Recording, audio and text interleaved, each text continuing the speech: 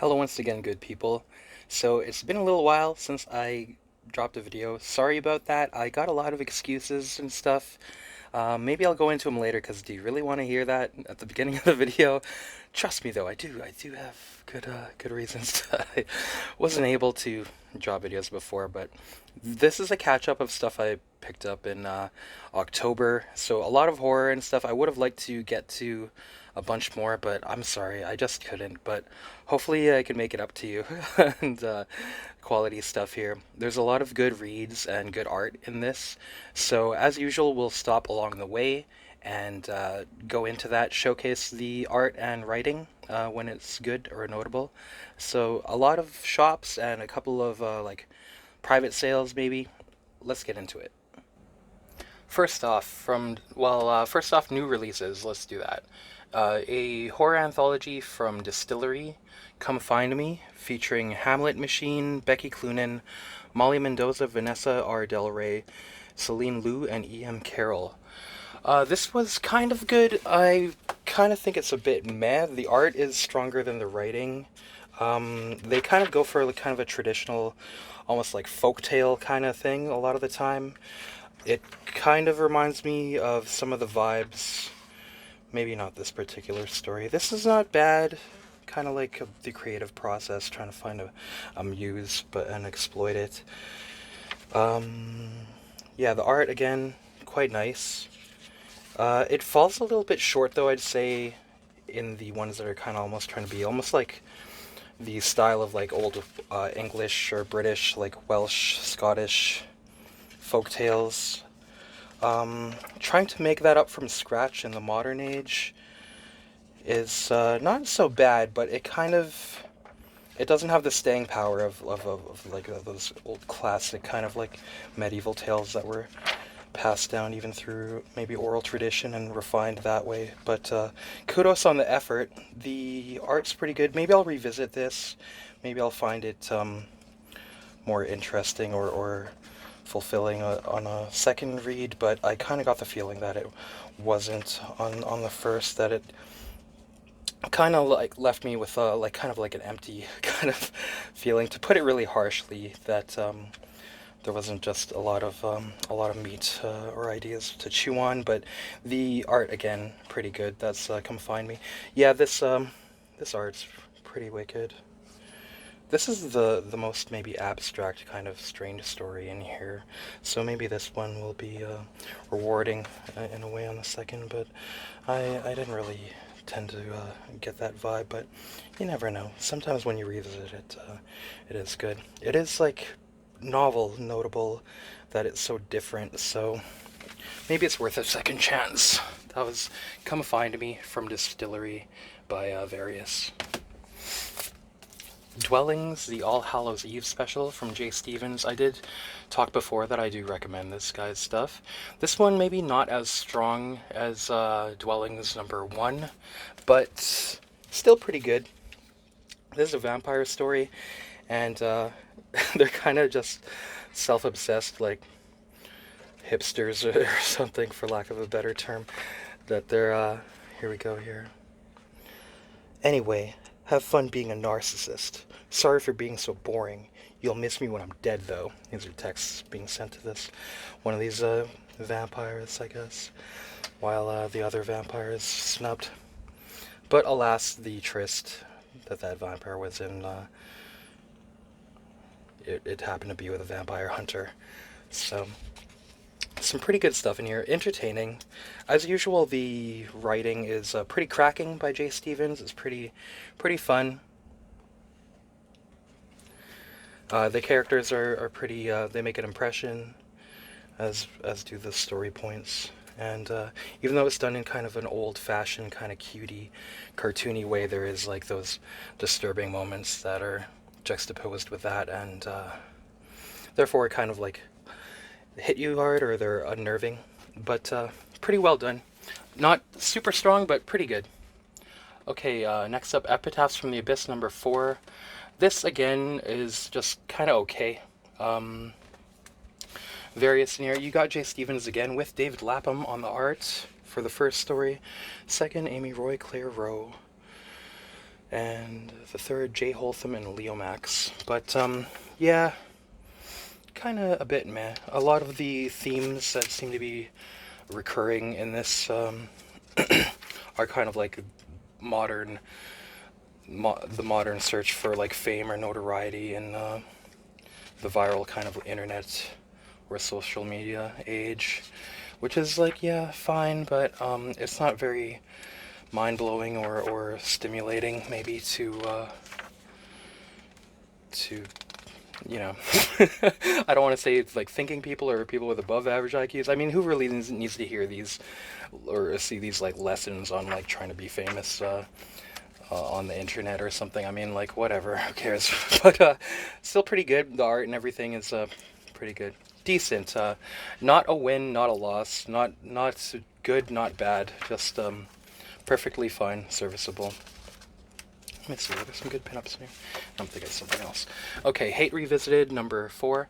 Haven't got this far yet. I've only read like the first 2 or 3 of these, but looking forward to it. They're all good. Hello Darkness, number 4. I'm kind of like off of this series. It's kind of just fine. This cover art is awesome though, by Paulo Rivera. I like the A covers. Kind of this, I guess she would be the host, but she never actually appears or says or anything like that in them, which would be, it would be good if that were the case, but unfortunately not. This first story here, who is this? Sean Patrick Boyd and Elijah Henry. It kind of seems, it reminds me of like Ed Piscor's Red Room kind of art. This one. It's kind of funny that. These strong points again, maybe the pinups inside of these. This one here by Fraser Irving.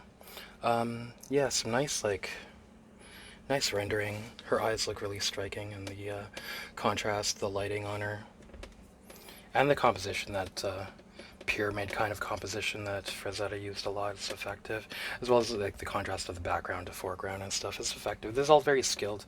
This is pretty nice. A lot of the time these pinups in here are pretty nice. The second story is just a preview for another ongoing series. Kind of boring.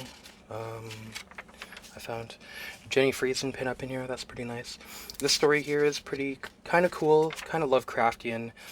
This chicken like fetish gear is just kind of serial murdering to serve this tentacle monster, and you just give him organs to perceive the human universe more clearly, and he has kind of a cosmic horror nihilism view of humanity and stuff that they go into in the writing. So this was the strong one in here, but again, nothing really breaking the mold too much. Maybe a bit this one, but nothing like too insane or anything. Finally, this 4th chapter of The War by Garth Ennis and Becky Cloonan. Things finally start to happen. You see that at the end of the last one there were some explosions and some death. They're dealing with the loss of loved ones in this, like this guy's gay lover, and another guy loses his girlfriend, and that's about as interesting as it's getting so far. Nothing too exciting. It's fine. I guess are there 6 or 12 chapters that are going to be of this entirely? Maybe it'll be worth a read then, but I'm not really too invested in these characters, unfortunately. But yeah, a little bit more interesting here, this 4th chapter. Again, the Paulo Rivera cover A for Hello Darkness, issue number 5 coming out. This another awesome cover. So he delivers on that front. Yeah, I do like the covers for these, but it's not enough for me to probably keep them in the collection. Okay, the new issues of Terminator from Dynamite by Declan Shalvey and is it Luke Sparrow? Yeah. Okay. This was good, man. This was good. This was like perfect like plotting and the dialogue in syncopation with the art, and the pacing and everything is just right on, and the vibe You start out with this old couple living off the grid, and this Terminator walks out of the water at them, and it's all falling apart, and they realize it's the same Terminator that was coming after them for some reason in the past when they were newlyweds, and they decided to just escape civilization and go live off the grid. But all these years later, when they're old, finally it's finally found them. And this is well done that you become attached to these characters and invested on them. You kind of care about them, even though things happen very quickly in this issue. So yeah, this was like kind of just what I want out of a Terminator comic.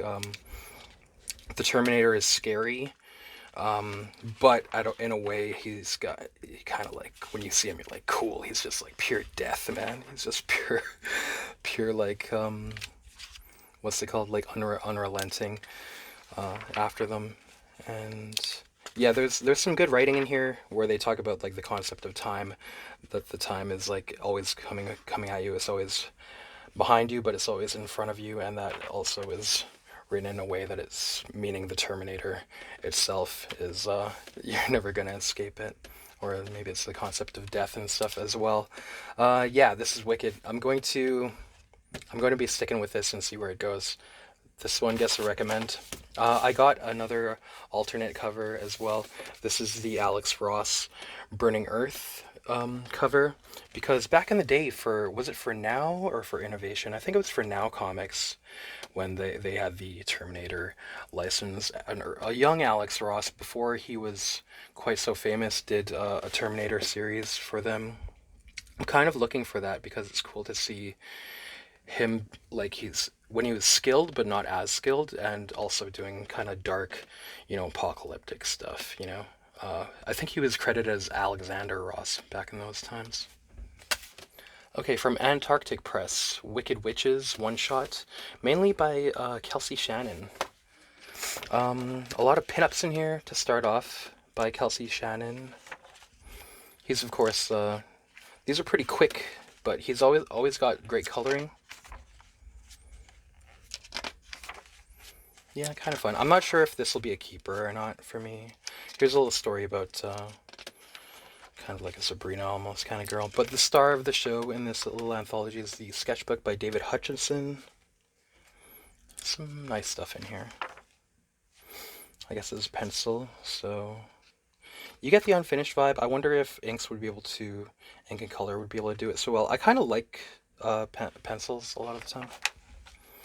And then kind of a Red Sonja stand-in story here at the end, where she has a fight with like a Shrek kind of character, and then wakes up in bed naked next to him and was like, what the hell did we do last night? But it turns out that it's some shape-shifting witch, and yeah, not very much consequence. I don't know if these are recurring characters or not. Yeah, not a huge thing, but I was like, man, I need to like check out, horror anthologies. I'll check out a Kelsey Shannon thing. So yeah, that's okay. It's all right. Okay, next shop. Okay, these are actually from a thrift store. Some MCC. Those are the Mennonite ones locally, and typically they have like kind of the best prices and quality control. Like say for instance with electronics and stuff, they'll always make sure that the electronics work, or they'll even like fix them and stuff, or else have a sticker saying if there is something wrong with them, that kind of thing. And also the prices are usually good, if I didn't say that already. But here's cable number 2. This is from a dollar bin they had there, with JRJR. I've been needing this one. New Mutants number 1. This is in pretty good shape. I got it mainly though that I want to kind of read the New Mutants and check it out. But yeah, I think this is actually worth maybe like $5 or $10 in this condition. I think in better condition it can be more, but yeah, just want to check it out. From the Larry Hama and Mark Silvestri run, I don't see this issue too often. This is Wolverine number 49, so yeah, just a second copy. Get that for sale bin going there. I saw that this was a more recent year's X-Men comic by Steve Dillon, writing by Duane Swierczynski, who I wasn't familiar with, but this was awesome. X-Men Hope. And finally, this is kind of like the kind of Cable that I wanted to see, where he's like a military tactician And for some reason, he's protecting this little girl. She doesn't really know why, but she's just been like protecting him in this kind of post-apocalyptic atmosphere or future. And it kind of just goes through different chapters of their lives together. And for instance, this one, he's telling her like, okay, that sniper, judging by like the wind trajectory and estimated distance, his skill, if I go up there to bait him, will he be able to get a heart shot or a headshot on me? And he's kind of like just teaching her, like training her how to survive in this harsh, like hostile environment and world. And he's like, nah, he's not good enough that he'll be able to get a heart shot or a headshot on me. He'll just wound me. So that will, I'll look for the flash that he'll give away his position. And yeah, that's what happens. And yeah, this is like the kind of shit I want, where like that other Cable miniseries, there is some bad action and stuff in there, kind of when you get good action, you want like good strategy tactics and stuff. And he's kind of training her, doing that kind of like Batman Begins kind of stuff. Just beating her up to teach her lessons. But then when she has breakthroughs, she's like, man, I really wish I had his like approval or him to say like, good, you're doing good. But he never gives her that. But he sees at one point where he's kind of like smiling in a reflection. Maybe he's letting her see that on purpose to encourage her. Little heartfelt moments like this are strengths of Steve Dillon. The interpersonal. A little bit older here, next chapter, where they're fighting these like robotic wolves. Maybe it's for lack of you wouldn't want to show deaths of real wolves maybe in a comic. So sometimes they do that in action kind of comics that are kid friendly, is maybe make the villains like just, oh, when you kill them they're just robots inside, right? Another interesting part here where they're fighting on this shallow ice and stuff, and they have to like use their wits and plan what they're gonna do, but they also have to improvise in order to survive. Some good shit. And then finally, when she's older, you see a part here where he's like, yeah, I've been like training you and harsh on you all these years, and she's like, yeah, I know, forget it, I know, like just chill. And saying like, I think he kind of saved her. And here she is with this rat. He's like, I got one of those disgusting rat things ready for you. Well, now that you put it that way, fried rat sounds great. Besides, anybody comes near us, I do this to them. Impales that rat. And he's saying like, well, you wouldn't get that far with Bishop, who's almost killed me several times. And here you see the fire reflected in her eyes, making these little phoenix symbols if you look closely. That she's saying like, if anybody hurts you, I'd come back from the dead even to kill them or to hurt them back. And yeah, so I'm not sure what this is, but her name is Hope. But if she has the phoenix, is she maybe like an incarnation of Jean Grey, where Nathan would be her son in a way as well? But it says that this is continued in X-Men Second Coming, March of 2010. So that might be a series that I'm looking for, because this was like thoroughly enjoyable to read. Duane Swierczynski and Steve Dillon on the art. Okay. Oh yeah. It happened to be that while I was at that thrift store, they were putting out their Halloween stuff, and I got first crack at it, as it happens, because they were just putting it out.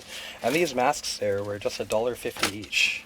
So this is an oldie. I think this would be like, on the back of Fangoria magazine back in the day for like significantly more. Got this Yoda mask here. These are all $1.50 each. They even had a Yoda. Wait, I can't really do this with my hand right now. But yeah, $1.50 each. They even had a Stormtrooper helmet, which was in a little bit, like, it was a little bit slightly grimy, but I could have cleaned it. Maybe I should have got it. Maybe I didn't want to carry it. I don't know. My hindsight is kind of like, where would I even store it? It would take up space. I'm not huge into Star Wars. Maybe it would be like able to get some laughs out of it. Possibly could at some point, but I don't know.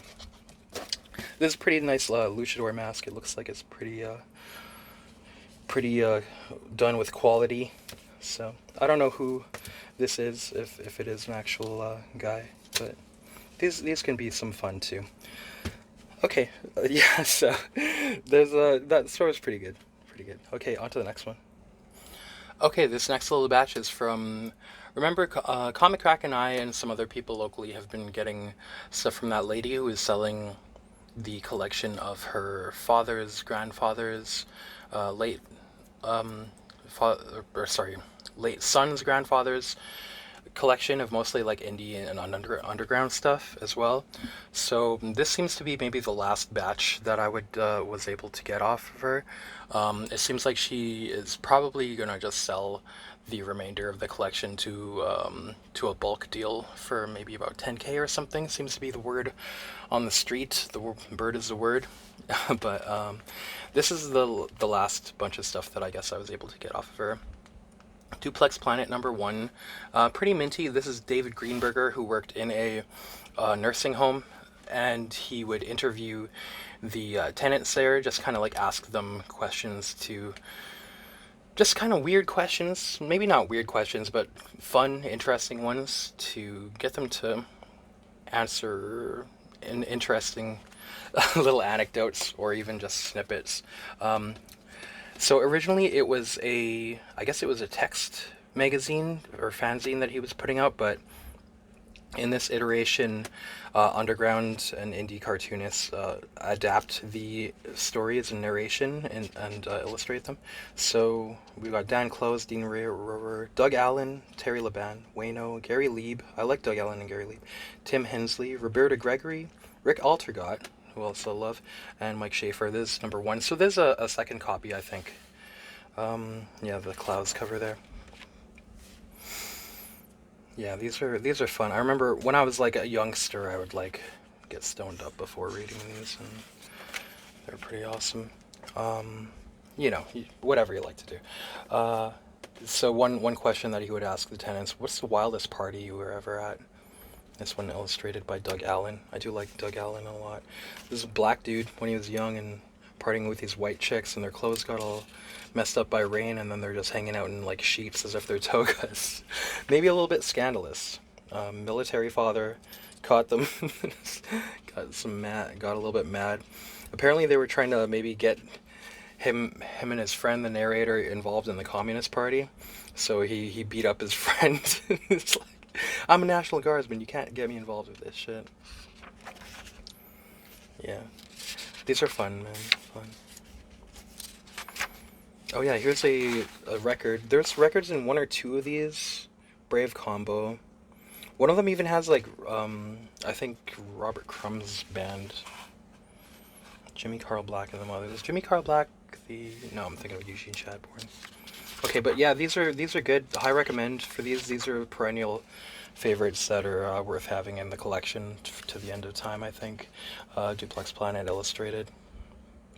Rick Altergott here. Gary Lieb. Talk about witches. Yeah, I really like Gary Lieb's cartooning is outstanding. Wild stuff.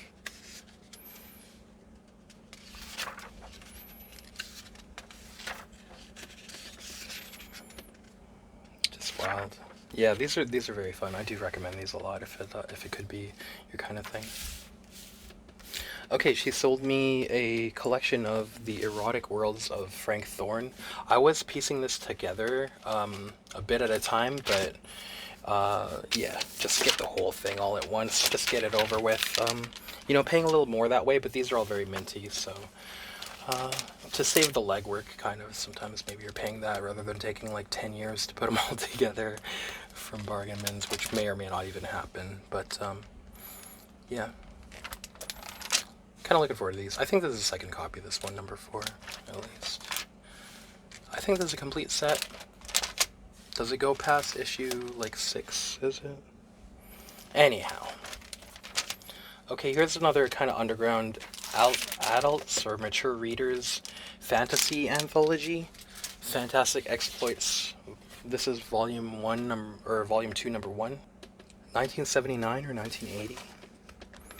Pretty nice cover. So I just wanted to see what it was, kind of like There were a lot of things I'm not familiar with in this collection or for auction. A lot of them were priced very high, but I kind of just was like, I'll check out ones that don't look too crazy to take a chance on. I really don't like take a chance on stuff with high prices very often.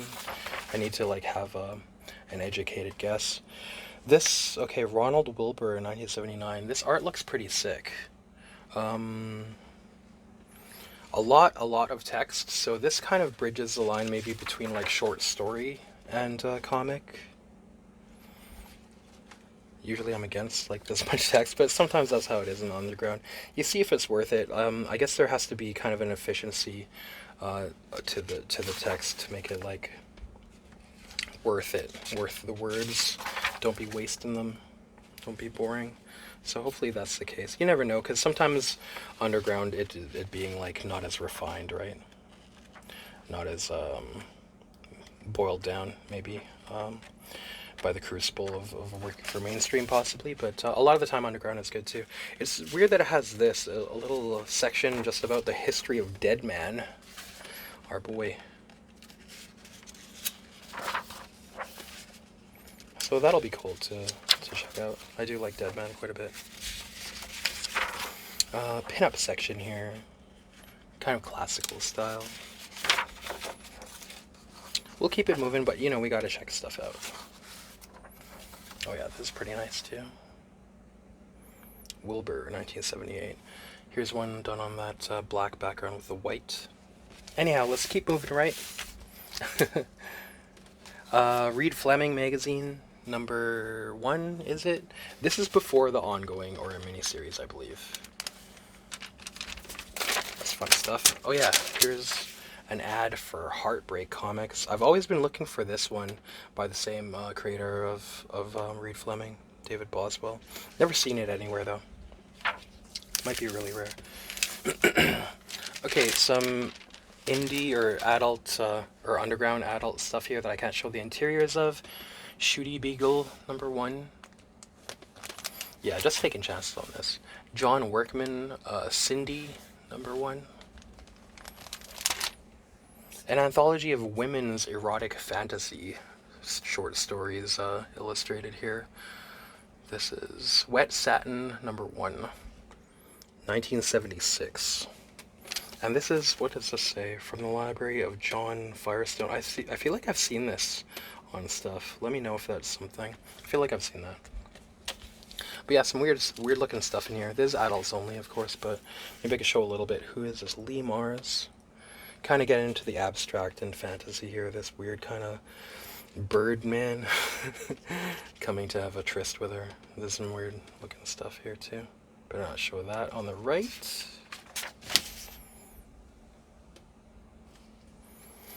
yeah, very expressive and odd things in here. So who knows what this will be like, if it'll be a keeper or just something to try and, you know, find a good home for. This Wet Satin, issue number 2, more women's erotic fantasies. Got that same seal from the library of John Firestone. Is this Lee Mars again? Yeah, kind of that weird stuff again. A cat man this time. Yep, it's weird. Here's one maybe Pop Comics might like, because you got the girl with the bubble helmet on in space there. Butch, what's this guy's name? Butch Burcham, I think, did this. Star Rovers, number 1. Just show a little bit here. It kind of reminded me of like Tales to Offend by Frank Miller with Lance Blastoff. Here's more. That girl with the bubble helmet. Pretty nice anatomy and figure drawing and stuff in this, and line work. 1990, by the looks of it.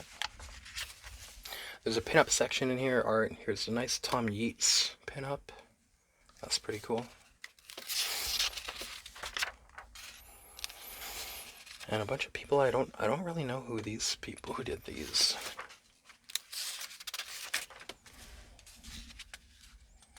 More Bush Burcham, Pablo Amarzo. Okay, and last from my sale from her, auction or whatever, Real Love, the best of the Simon and Kirby romance comics, 1940s to 1950s. I don't really know what to showcase in this. I've only flipped through it, but it looks very dialogue heavy, so I'll just give a quick flip through. But nothing very like no like big splashes or striking stuff like that. But I'm just kind of interested in this kind of thing. Kirby romance comics. So. Okay, on to the next. Traded in some stuff at River Books. You know, I love to do that because there's always some cool stuff there that I can make sure that I probably won't want to trade away after and will actually want to keep. Ran into the dude Don Bailey there, and he's like, "Eugene, check out that Challenge of the Unknown. You should get that." And usually, I've never really been interested in this, but I know it's kind of like Kirby, like almost the prototype for the Fantastic Four by Kirby before he did Fantastic Four. And when are you going to see this? For only $10 and this trade, so, you know, even less really when it works out. What is this reprint? It reprints like all the early stuff, I guess. Showcase number 6, number 7... 11, 12, and Challenges of the Unknown, number 1 to 12, or 11. So, yeah, weird stuff. We'll see how it is. How often do you see this kind of thing, right? It's like the Epic collection, but DC. So, Showcase presents, I guess. Trade paperback of Lady Justice, Volume 1, by Neil Gaiman. And, you know, I've been digging these, so I'm looking forward to maybe giving this a crack open. Shout out to Lula in the comments. You recommended Terry Moore as a guy who is capable of doing good writing and art. And so I decided to give this a try, Rachel Rising. It's a horror title. And yeah, I did thoroughly enjoy this. I found it like really, really well done. His art and writing, yeah, it works out very well. And he manages to do these like control the pacing also. And the art is wicked. Able to do these kind of quiet, slow moments as well as like fast action moments and stuff. It's just really cool, man. So probably gonna read more of these. This is a horror book, so there's like horror moments too. But yeah, fun read. I'll be checking out more of these. So thanks, Lula. From Tony Millionaire, I'll always get any Tony Millionaire I see. Unfortunately, it's pretty hard to ever see Tony Millionaire stuff, but this is Sock Monkey, a children's book, it says. So it's not a comic, but there's illustrations on like, whoops, oh my gosh, wait a sec. Yeah, there's illustrations on, just need to fix it. There's illustrations on like every second page pretty much in here. And yeah, I do enjoy that. I'd like to show like a lot of them even, but just for the interest of time, we'll keep it moving. Who wants to read a whole dang book? But if it's by Tony Millionaire, chances are it's fun as hell to read. All the Tony Millionaire stuff in Sock Monkey, Mackey's, Monkey Crow, it's all super fun. And even though it has this adult kind of look, it's like a very adult friendly too, or fun for adults. This is really nice. I really like his stuff. Okay, to the comics. Deadface. Number 3 of 4, Earth, Water, Air, Fire. Be digging that Eddie Campbell a lot, so we'll check that out all the time. One of the issues of Devil Dinosaur that I was missing, here's Devil Dinosaur number 8. That Kirby sci-fi weirdness. Faust number 1, the Rebel edition. I don't know which printing this is, but I've just got like a bunch of different copies of this now, and I'll just like sell off, a couple of them probably. Jungle Girl number 0 by Frank Cho. Yeah, I've been digging Frank Cho. He's good at drawing like babes and dinosaurs and stuff, so good figure artist, especially for cheesecakey stuff. From Jeff Smith, Razzle, or RASL. This is number 2. I got number 1 recently. I think it was from like a bargain bin or something, but I really dug it. I really want to see the rest of these. So here's number 2 and number 3, and got an extra copy of number 1. Why not be able to pass it along? Slow Death, number 2.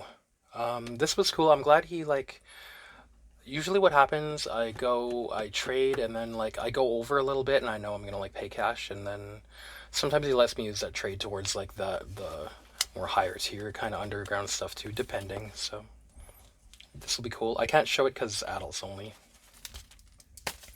The Witching Hour #3. You know, I say that this era is pretty good. This is a little bit beat up, though. I guess it had a price tag here before. But I think this is Toth. Not that I'm like all on Toth's jock, but he's pretty fun. I think he was doing these in this early era here. And Alex Toth and Vince Collette out there, yeah. Some Berni Wrightson also in here.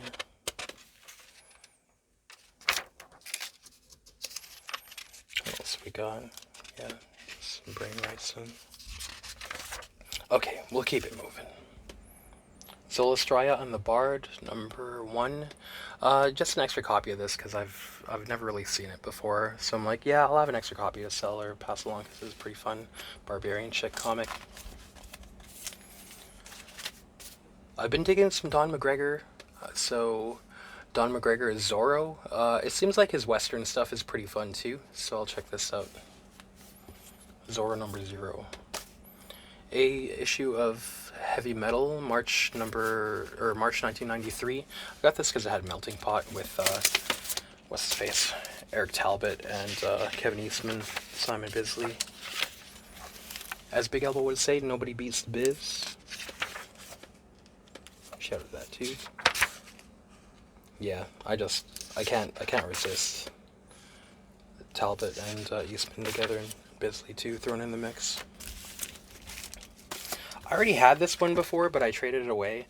But this was in like the 75-cent beat up section, G.I. Joe Yearbook #3, and I just kind of was like, maybe the story itself is like kind of silly. It's a little bit too like over the top and far fetched, maybe cartoony for kids, but it does have this part. If you're wondering what the Baroness wears under her uniform, just tied up in her underwear there towards the end, red underwear is what she's got on there. So it's worth having for that, maybe, right? I don't know. I don't know, 75 cents. Probably sell it again. I saw some books kicking around that weren't, like, cataloged yet. They're just kind of, like, lying around in weird spots. And kind of, like, when that happens, you should just grab them, because you might not ever see them again. Collection of Philip K. Dick short stories. This is called Electric Dreams, stories that inspired the original dramatic series. So was there like an anthology show of adaptations of Philip K. Dick? You know, that could go either way. It's more interesting to get the original short stories and stuff. Heat, Book 2 by Michael Mann and Meg Gardner. This is a novel, and he's collaborating with an accomplished award-winning mystery writer here. It's a sequel to Heat, kind of. It's also like got prequel parts and when they're like doing heists in their earlier years, but this follows Chris, the Chris character, who is played by Val Kilmer, and him trying to escape while he's wounded and half delirious, and Vincent Hanna, the Al Pacino character, is still chasing him. I remember when I saw this movie, I remember thinking, like, Al Pacino's losing it, man. He's, like, not acting good anymore. But apparently the thing is, it's kind of a secret that the reason he was acting so over the top is that his character is supposed to have, like, a closet cocaine habit. And before a lot of those big moments where he's, like, saying, like, he's got a real big ass, or, like, yeah, you know, it's, like, other moments like that, too. He was probably, like, tuned up or zapped up, however you'd say it. So maybe that redeems it, but yeah, Heat 2, this should be a pretty fun read, I imagine. Like it's not a knockoff, it's actually Michael Mann in collaboration here. So yeah, we'll see about that. Okay, so guys, yeah, I've been busy and stuff, and working overtime from like before the sun's up till after the sun's down, and okay, this is the excuse section why I haven't been around, and yeah, busy with all that and friends and family stuff, and had to clean my entire yard and basement for a new furnace installation. Had to work extra to get that, and yeah, friends and family stuff being pulled in all these different directions, pissing everybody off because I'm not available for stuff they want me to do, and like obligations they find concoct for me and stuff, but still fulfilling a bunch of that, and but also getting in fights, guys. I got in a goddamn fight What, you think because the guy's into comics, he can't get into some shit? This actually happened while I was going to a comic convention. Look at what they did to my beloved Eon Flux shirt. They ripped it. They ripped it. Let me illustrate for you a little bit of one of the things that happened here. So I'm on the way to a little comic convention, independent comic convention at the library of all places, and downtown. And I'm like kind of walking around downtown. I'm like, damn man, I can't believe on this Sunday afternoon like all the restaurants and everything are closed just because it's becoming such a hellhole. And you know, some friends might say maybe that my negative thinking brought on these kind of things, but I mean, if that was true, then friggin' rain dancing would work all the time and shit, right? Let's get real. So I go into the washroom. I'm like, let me go to McDonald's in the mall, get a burger.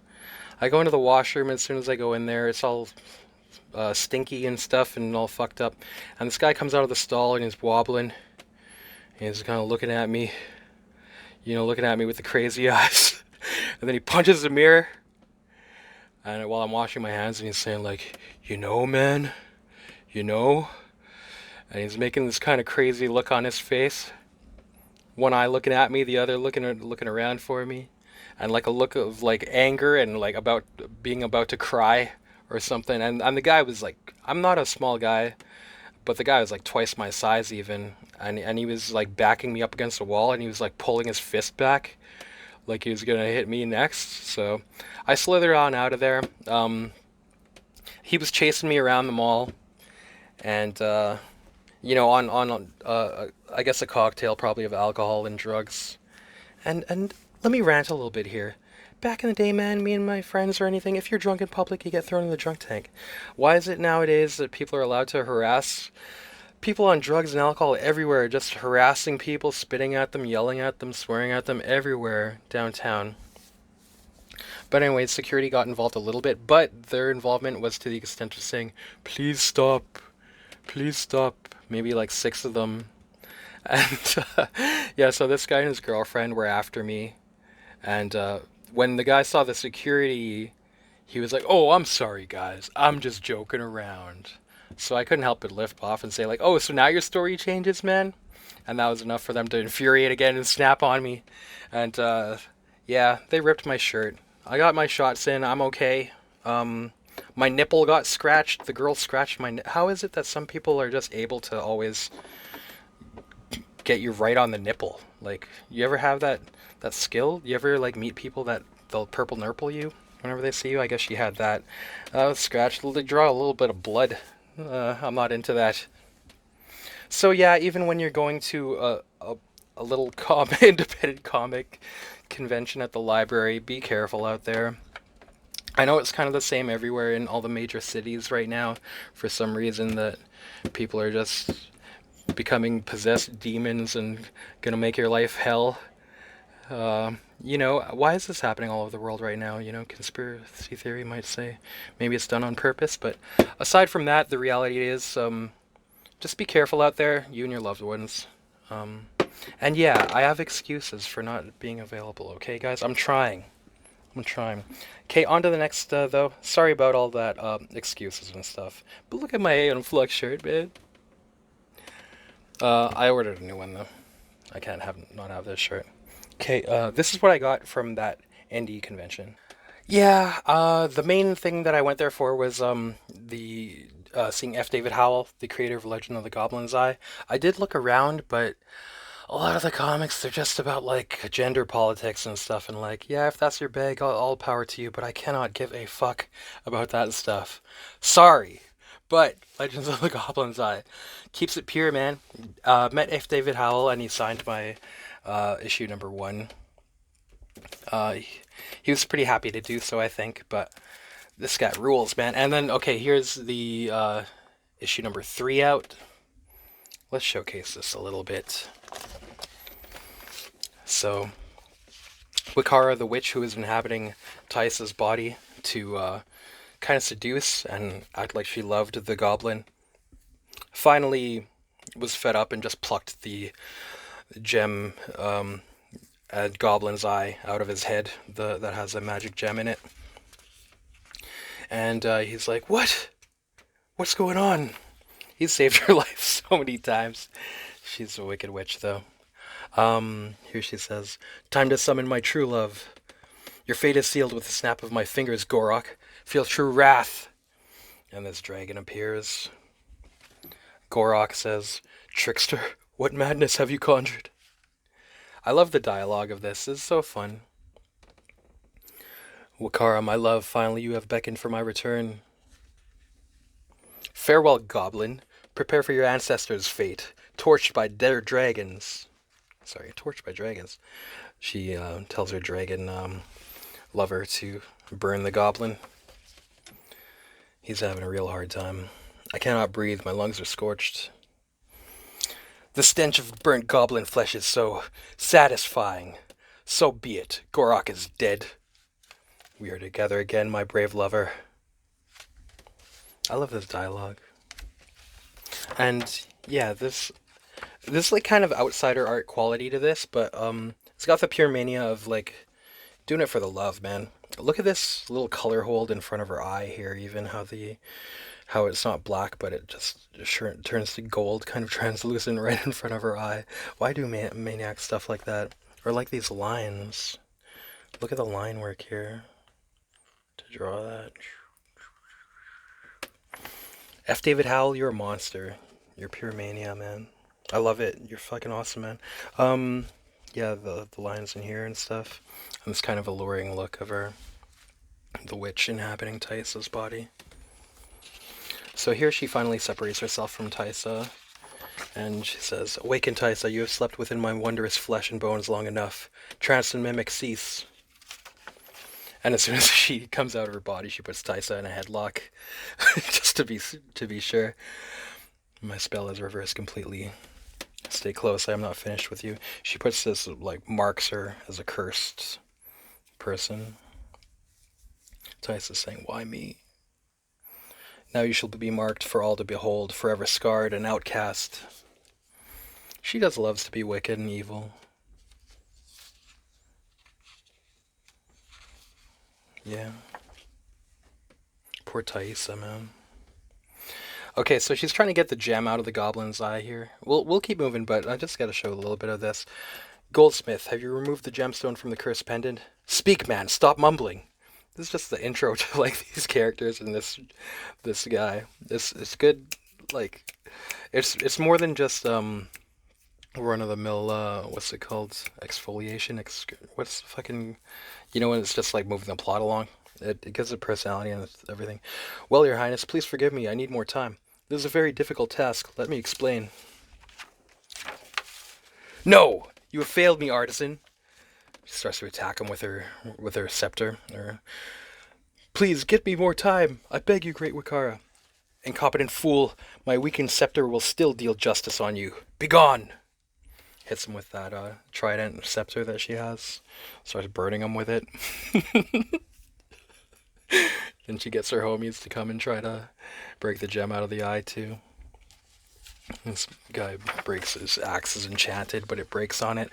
But yeah, the plot thickens. F. David Howell, he told me that there will be a conclusion to this, which I'm happy for, because it's good when there's stories end, but I could see this kind of being like a world where maybe just this kind of chapter or this story ends. But I really enjoy this, man. I know it's not for everybody, but okay, so Taisa here at the gates of her people. She wants to return home now that she's not possessed anymore. But the sentry guard at the gate starts to attack her with a torch, just waving the torch as flames at her, trying to hit her with it. And, "Begone, you wicked woman. You have been marked. We will burn your wretched soul if you come back here." The look on his face. "Pray that mongrel in your belly never sees daylight." Because it appears that she's with child now. I don't know if that might be from the Goblin. And the plot thickens, man. So, the stakes are getting amped up. Taisa's no longer possessed by Wakara. Wakara's got homies. The Goblin is hip to the ruse, but he's been burned by dragons, so who knows if he's alive. So let's see what happens in issue 4. Hopefully that'll come out soon. I see here F. David Howell has some other things coming out. Yeah, he signed this one for me too. He has a horror anthology called Scare. So looking forward to that. I'll definitely be looking for that one when it comes out. I also got this story, like a children's story. I think he said he wrote it either for his daughter or his granddaughter, but I got a copy of that too, just because I was like I wanted to get everything from him. Okay. Oh yeah, and had to break some change at the library. So in their discard section, they had a book by David Mamet, Essays and Remembrances. David Mamet, the screenwriter of Glengarry Glen Ross. Fucking awesome play and movie. So we'll see what he has to say if there's any interesting stuff and some essays by him. Okay, next place. Okay, second last place we went to was 204 Comics. Was working there, and yeah, I just stopped in. So we're gonna go from the bargain bins and work our way up. A copy of Thriller #2 was in the 50 cent section, and yeah, I've read the first maybe 3 issues of this now, and it's not really doing anything for me, unfortunately. But yeah, there's that. A copy of Absolute Vertigo, Winter '95. This has like a preview of Goddess and Invisibles, but this is actually the first appearance of Preacher. So I don't know. This was only $1, but and it's pretty minty, but is this might be undervalued. I don't know if it can fetch like a higher price. A little bit of speculation on my part here. I don't know why this isn't worth more for appearance of Preacher. The first issue of Blade of the Immortal from back in the day in a dollar bin. This is Blade of the Immortal Criminal. So yeah, the first Dark Horse printing of it there. Bubblegum Crisis Grand Mal, Part 1 of 4 by Adam Warren. When this came out when I was a kid, I was like, I don't want to read a Mara manga, I only want real manga, but a fan of Bubblegum Crisis. This actually looks really well done now that I'm actually like looking inside it. His art looks sick and perfect for it. Like this boomer looks like this looks really good, man. I can't hate on him just because he's American. It looks really well done. Got some Chris. Just maybe 1 or 2 more parts we'll just quickly show. This looks like thoroughly good. It doesn't look weak in any way. Yeah, let's see some classic Priss. Smoking the cig, getting into the battle gear. Leon. Shit, man. Group shot, team shot. That boomer. This looks like it'll be good. Okay. Another copy of Siphons #3 by Alan Curtis and Mark Beecham. I think we featured this a couple times, so you don't need to see it again, but a lot of TNA in here. Neil Gaiman's Technophage #1. You might say, why would you get this? These techno comics look like crap, don't they? I've always thought so. Maybe it's just like, it looks like silly, right? Like the logo and everything kind of gives it a vibe of Johnny Come Lately, like Speculator kind of boom of just trash, but Brian Talbot and Rick Veitch do this, so interested in checking this out. I like both those guys, especially Brian Talbot. So this might be some like weird sci-fi stuff. All this stuff is usually mature readers as well, which they should have put on the. They should have put that on the cover, because then I think that would have maybe helped them more. Maybe, I don't know. Sometimes that could be a detriment to sales too, but it would have got me interested in it back in the time that it was coming out for sure. If I'd have known that it wasn't just some like comic bubble trash. Okay, they have a bargain bin of magazines, and they have a bunch of Savage Sword of Conan in there, which is, and a lot of them are in good shape too, so it's kind of a good deal. This is number 112. Okay, moving on. This is for a present for somebody later. Battle Chasers #1, some Joe Madureira. This was on the recommendation, I think, of Robert. Was it Robert Norton's channel? Best of Michael Turner, sketchbook kind of stuff. But yeah, maybe it's not really my thing. I get rid of it. Fritz Lang and John J. Muth, M. So Fritz Lang did the old film M, about a serial killer. I think it was in Germany, based on a real story or not. Classic movie. Peter Lorre played the serial killer, and he did a great job. Of course, Peter Lorre is God, man. But I was like, man, how good will a comic adaptation be? But this is actually excellent. I'll definitely be looking for more of these. This is kind of like perfect horror comics, man. It has like a really spooky kind of look of like just time suspended too. It opens with just you wait a little while, the evil man in black will come, and with his little chopper he will chop you up. And this kid's nursery rhyme while they're skipping, and it has these shots that are just kind of like, you're out. These shots that just kind of look, they're like kind of blurry and ghostly, and they're still singing that song. With his little chopper he will chop you up. And these housewives are saying, will you stop singing that awful song? I guess with the child murderers happening too. Always that awful song. So that's kind of a funny atmosphere to be set to start this out. Yeah. Nice art. And this was so fun to read, man. This is just pure horror comics goodness. It's fucking, it, like, at a glance I thought like this looks boring, but it's one of those things when you read it. Here's Elsie playing with her ball shortly before her death, of course, at the hands of the child killer. What a pretty ball. What's your name? Elsie Beckman, the girl from the cover as well too. Yeah, and it's just kind of like a nice spooky look on everything. I'll just show a couple more panels. Look at the way this guy's face looks too. John J. Muth doing cool stuff to make it like kind of look like it looks so. What he's able to do with like the minimal kind of blurry or like it looks almost like demonic or something there. It's fucking awesome, man. So he didn't really like do it for me on like previous work by him. Okay, here's a shot of like a street walking lady caught by surprise here in the middle of the night. The look on her face is really good too. Just kind of like tritone even. And like 3 different tones there, but it's so wicked. The look on her face there too. Yeah, so I'll be hunting out the rest of these. This is M by Fritz Lang and John J. Muth. Thoroughly enjoyed this one. More Phage, Neil Gaiman's Phage by Brian Talbot, this time with David Pugh. To show a little bit of this. Looks kind of wild. Just quick. These decadent women. Life is what you make it. You should never make the mistake of feeling sorry for the plebeians. I tire of this tedious social awareness. Why should we worry about the world's problems? Let's put their petty concerns out of our minds. Tonight I want to drown in pure pleasure, divine decadence, transcendental ecstasy. Let's see where this goes. Alright. So yeah, Brian Talbot rules, man. I just want to check out more. Some issues of Planetary. R.I.P. again, late John Cassidy. Wicked work on this. This is number 7, which I think is actually the worst issue of Planetary and the one that you should probably skip.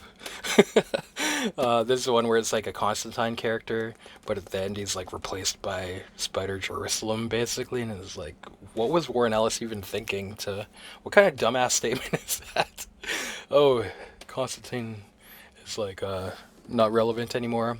No, like that seems to be the statement he's making in this issue, which is like, did he just write this at 4 a.m. and somehow it got greenlit and it's just, he was like sleep deprived or something, and it's very half-baked. This is the one issue of Planetary that I'd say just strike it from the record. Just the editor should have kiboshed this issue. The rest is just purely excellent though. Planetary number 8. Some extra issues of Red Room, Free Comic Book Day edition. Why not hoard these a little bit? I buy that for $2. Okay, here's another star of the show. You might want to make note of this if you're into this kind of thing. I fucking dug this so much, man.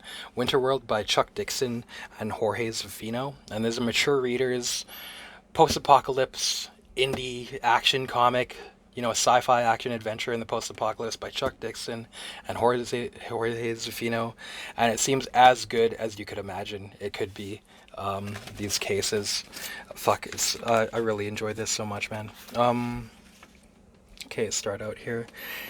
You know, you intro the character of this guy. He's just a trader.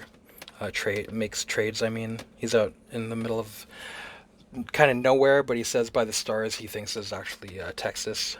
But it's just winter everywhere. It's like an ice age or something. They don't really say, but that seems to be the case. Runs into these mutants. What that? Who here? Stranger, rider, no good, go away. Hey, no stranger, trader. You boys got anything to trade? If not, then just let me melt some snow for my ride here. We trade. Go get thing to trade. Run, run. Yes, yes, I get thing, I get. Look at these. Okay, some of the strength of the Jorge Zafino is drawing these mad-looking, like crazy-looking things, but he could draw kind of everything. And yeah, so these kind of mutant guys, they break out this long-haired young individual. You like, you trade. You like a lot, so we trade, okay? What you got? Look at the look on his face. He always like makes these crazy-looking faces, man. I'll mark on that again. And here, another. I got a box of shells for that scatter gun. How about a bottle of gin? How about a porno book? It's got animals in it. You'll like it. I'll throw it in this can of jelly beans, too. I got better deal. We take all you got. Keep, girl. Cut you up for bacon. Hehehe. The look on his face. The hell you will, he says. They hit him in the head with a bat. We have deal. Ha ha ha ha. Ah, more stuff. We make good deal. They're beating him with a bat more, his partner. They open this box and there's this animal in it. And it attacks these mutants. It looks to be a badger. Maybe I think Wolverines are more like kind of like lower and more horizontal shaped, right? I think this is a badger. What that? His name's Rah Rah. You kill friend, I kill you. But this girl that they wanted to trade, this guy stabs him in the back. Finally, saves his life. He's wounded.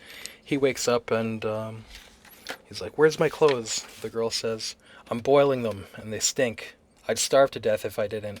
So that's some good world building there, that they're boiling, I guess making a broth out of his dirty-ass clothes. He says, "Thanks for helping me out." She's like cuddling the badger, I think. "My name's Scully, but let's not get too friendly. I'm leaving you off at the first decent settlement I come to." She says she wants to stay with him, and he's like, "Listen up. If you weren't some skinny kid with no tits, I'd trade you to scum that would make those last three look like princes, and I wouldn't lose a minute's sleep over it. Now let's get the hell out of here." So kind of, establishing that he's maybe a Han Solo or Clint Eastwood kind of anti-hero, Not trying to be a hero, but he's got a little bit of heroic tendencies, of course. Seems to be the protagonist. Here's more of Jorge Zafino doing that great thing of being able to just make people look a little bit nutty, a little bit crazy a lot of the time. I like the lighting on this, too. She's telling him, my tribe flew in the sky. I remember that much about them. He says, "Bullshit!" The look on his face. It's true. To hell with you if you don't believe it. Good characterization, Chuck Dixon. The writing, it's not just moving the story along, and there's a lot of characterization and meat. We'll show just a little bit more dealings with mutants. They even attack his badger, knock it out, or possibly kill it. Let's look on this guy, Jorge Zafino, doing some of what he's maybe known for. That's an M16, isn't it? Yeah, they get caught and are turned to be slaves. One of the slave masters is saying, like, they're gonna... Oh, wait. Look at this mutant here. Again, some of that stark lighting and, like, crazy looking shit. Love it, man. Put her down, or what? I'll kill you, you bastard. Get in line before I break your legs. Don't harm him. He's one of the healthy ones. The girl can work in the threshing bays until she's a bit older. You know what that means. These mutants aren't too happy about the deal they got selling our heroes as slaves to this settlement. So maybe this is pre-shadowing. Someday, you bastard, someday, this mutant's saying. Yeah, and the plot thickens. It just goes... So many things happen in even just this one issue. Yeah, I love this, man. So they fight back, try to escape. The slave master says, like, they'll put them to work actually in the waste disposal. Where does it say? The waste tubes. And it turns out this is just a place where they send people actually just to die. So he's got to make his escape somehow. Oh man, yeah, super fun. Looking forward to this. It's just a 3-part series, so I'll be looking for more. That's Winter World by Chuck Dixon and Jorge Safino. Okay, here's another surprise. I got this because it's the Sid Mead variant cover. Blade Runner 2099. Sid Mead, of course, the original concept artist of Blade Runner for, the decor and vehicles and just about everything. But this turned out to be pretty interesting, man. Pretty good. This looked interesting. Michael Green and Mike Johnson. And yeah, this was another one where I kind of couldn't put it down. It's all like very well done, unique, creative, not just redundant like fanfic kind of stuff. There's actually, it starts out good here with the Blade Runner confronting one that she's just caught. She says that he's killed 5 people. His legs don't work thanks to some tricks that she pulled. She lets him have a knife and is saying, like, letting him know how much his organs and everything are worth. And just basically saying, like, you have the knife because basically I'm letting you have a choice to kill yourself or just come in quietly. And he's like, why are you letting me have the knife? And he's saying, I want to see if they gave you gall, if they gave you, like, bravery. And she's saying that his eyes are, like, the only thing that is, like, really valuable part of him. So he's sitting there contemplating. Yeah, so he just stabs his own eyes out and cuts his throat. Before he cuts his throat, after he stabs his eyes, he says, I got gall. And that's good. That's what you want in these kind of Blade Runner things. Not just textbook shit, but the humanity and of even just these throwaway characters right away. So it turns out that one of the kind of rich masters of the world, he's somebody that like grows food a lot for rich and poor. She says is like kind of trash, but she's called in to find his kidnapped daughter and wife, or they're missing. And some more good world building here. Like you might have seen in Blade Runner 2049, was it? I want to say Tyrell. Is it Tyrell or Weyland-Yutani? I get them mixed up. It's Tyrell, right? Jared Leto's character. He's in a place with like wood, and the world building there is at the in that kind of dystopian future. Hardwood is so rare that only the super rich can own it. Here, this character, he's got marble and like growing food and vegetation all over it, and a little pet tiger that he says he belongs to the daughter, and since she's been missing, it just follows him around. Or actually, I think it's a pet lion, actually. He's lonely. He says, I had it made for her last birthday. He's lonely since Cleo's been missing and he follows me around. So I guess this is synthetic lion, actually. That would fit with a dystopian future as well. So yeah, the plot thickens. This is a case of these variant covers actually working well. for someone like me, it gets me to actually check it out. I'm like, yeah, I'll try out. I want to have that Sid Mead cover maybe, if it's worth it. So yeah, I think I'll be checking out more of these Blade Runner 2019. Some of the other Blade Runner comics look interesting too, but one thing at a time. Here's a weird one from 1997, Steve Ditko's Strange Avenging Tales. Steve Ditko in 1997 doing an indie thing for Fantagraphics? What? But I gotta tell you, man, I tried to read this and it's like, it doesn't like make a lot of sense. Maybe it's confusing on purpose. It just seems almost like it just doesn't fucking make any sense, man. And I want to check out like Steve Ditko doing off the wall personal projects and stuff, but I think it kind of sucks. I think this comic kind of fucking thing sucks. I don't know, maybe I'll try it again, but yeah, not to be blasphemous, but I tried, man. It's pretty silly, pretty bad, but maybe it's just not my thing. Maybe it's for somebody else. Maybe it's not bad, but it's just not my thing. Maybe I'll say that. Okay, Zorro #1 preview edition, more of that Don McGregor Zorro here with the Frank Miller cover. Psyblade, I think this was covered on Robert Norton's channel too, or maybe like Rally Zero or something.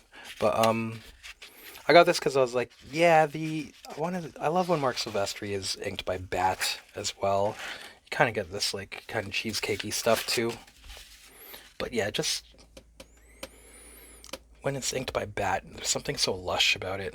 I just really like it. And also, I don't know if this is very readable. I remember trying to read this when I was a kid back in the day, but didn't end up keeping it.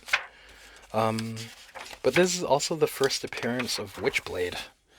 And so this might be undervalued too. I don't understand why this comic isn't worth like a ton of money also, but yeah, first appearance of Witchblade. So maybe I'll speculate a little bit there. I know I'm not. I feel so dirty saying that I'm speculating. That you know me as not one to speculate though.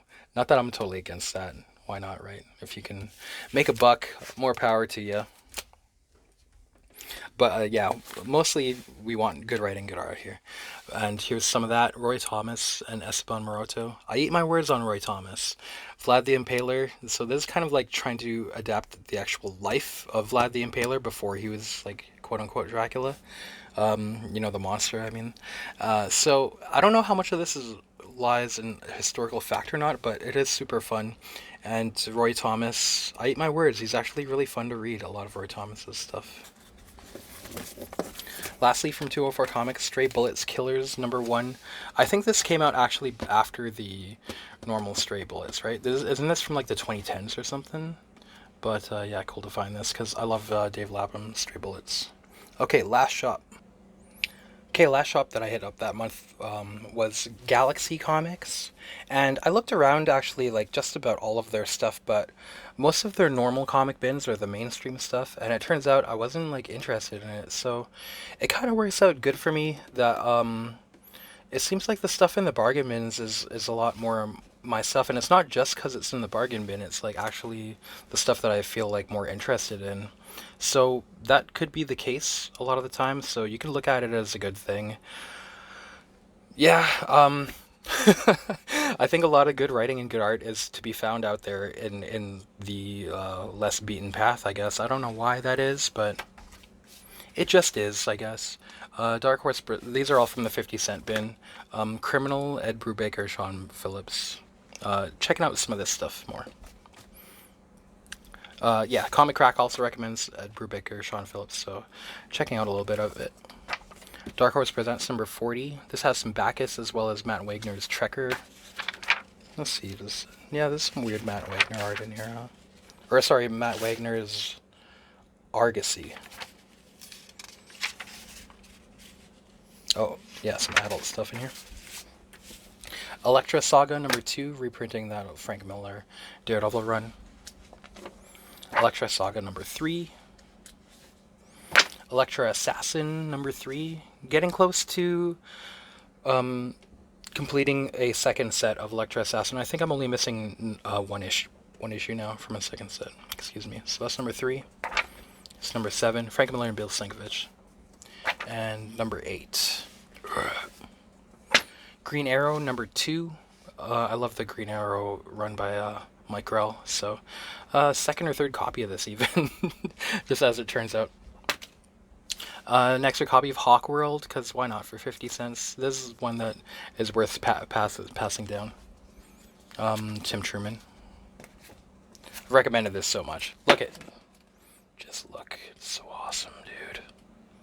This shit's the shit. This is the shit right here. Okay, Neo-Noir, The World of Ed Brubaker and Sean Phillips. So this is like kind of just a potpourri of different little intros to a bunch of their stuff. Alan Moore and Jason Burrows' Providence #1. I buy that for 50 cents. I think that I'm only missing like #1 out of the first 10 until now. #2, Robotech 3D. This looks like to be American, but Robotech and in 3D. It's worth trying for 2 quarters. Image First, 7 to Eternity by Rick Remender and Jerome Pena. This is the team that was doing Uncanny X-Force, the main team too, so I want to check out more by them. And getting to a normal bin, Seven to Eternity issue number 2 for $2. Check that out. Gun Honey Collision Course issue number 2, the A cover by is this Archer? I forget. Kendrick Lim, maybe? Forget. Gun Honey Collision Course issue number 3, the FOC Virgin variant with the helmet. I don't see this one around too much, but kind of, I'm getting, me, I'm getting these variant covers for Gun Honey when they're fun covers.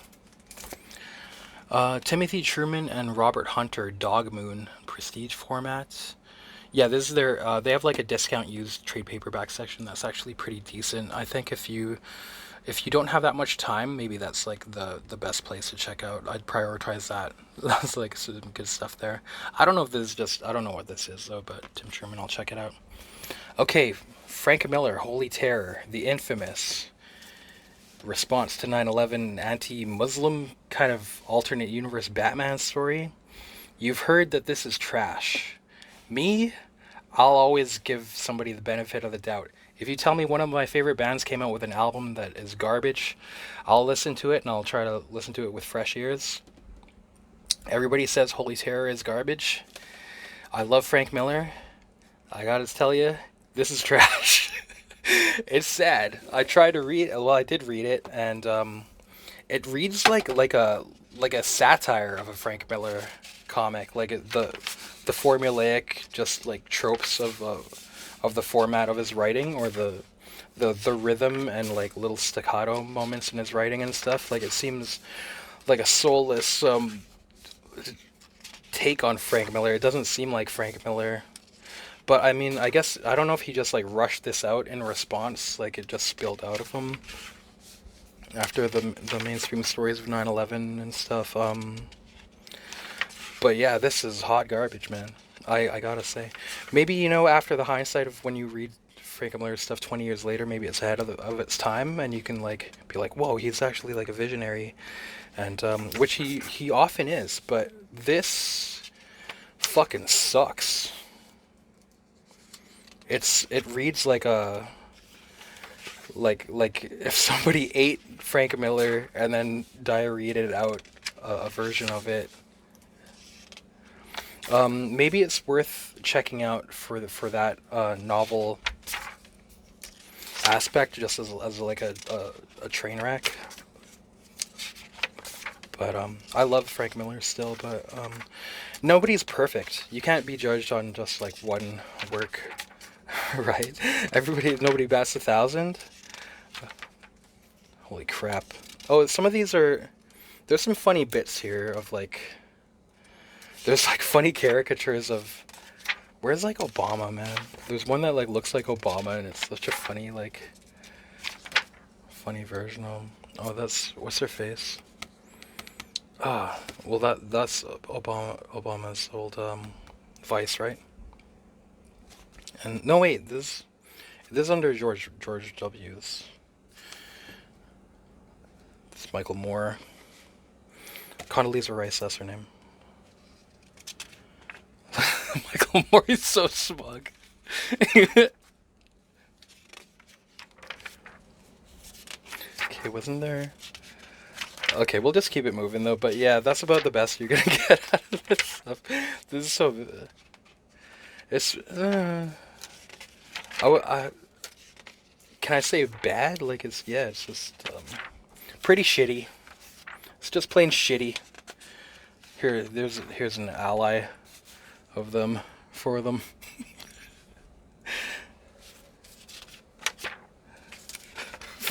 Here's that Obama.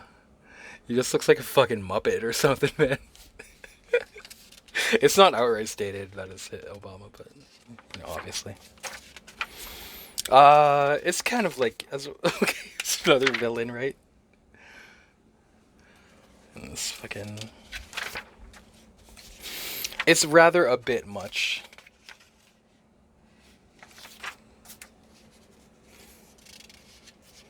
Yeah, I do like how this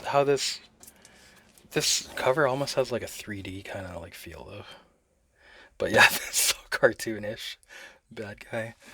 Pretty rough, Frank. But love you anyways. Love you forever. Okay, we're running out of time here. I got Rachel Rising Volume 2 because I did like it so much, so I'll be checking out more of these. Thanks again to Lula for the heads up. I do enjoy this. This is fun, man. I'll check out more of this guy's stuff too, maybe. But one thing at a time, I guess. A trade paperback of Screamer by Peter Milligan, Brett Ewins, and Steve Dillon. Talked about this earlier. I was on the recommendation of Comics Rot Your Brain is like something good, kind of precursor to Vertigo stuff. Astonishing X-Men's Volume 1 and 2 trade paperbacks by Joss Whedon and John Cassaday. I've been enjoying these too, but I still want to get them in the single issue format because I feel like I enjoy reading through that better for some things, and this series seems to be one of them. So that's Volume 1 and number 2. Okay, and lastly, yeah, belated Happy Halloween, guys. We'll open this box. Your question to what's in the box, we'll open it and I'll show you here.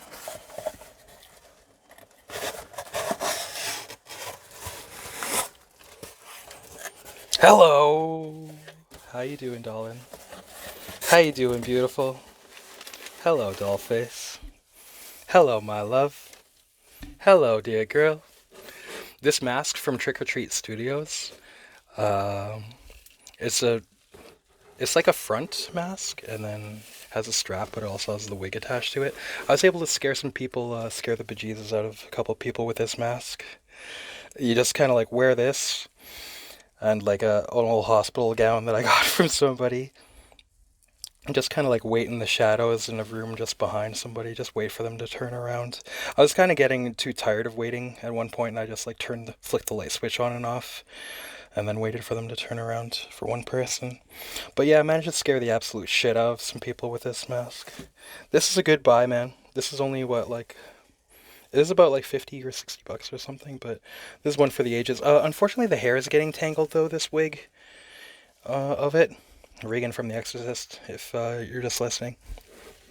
But let me know if you know how to like take care of the hair for wigs on these masks or whatnot, because it would be a shame. She has like some nice curls, some nice locks, but they're getting a little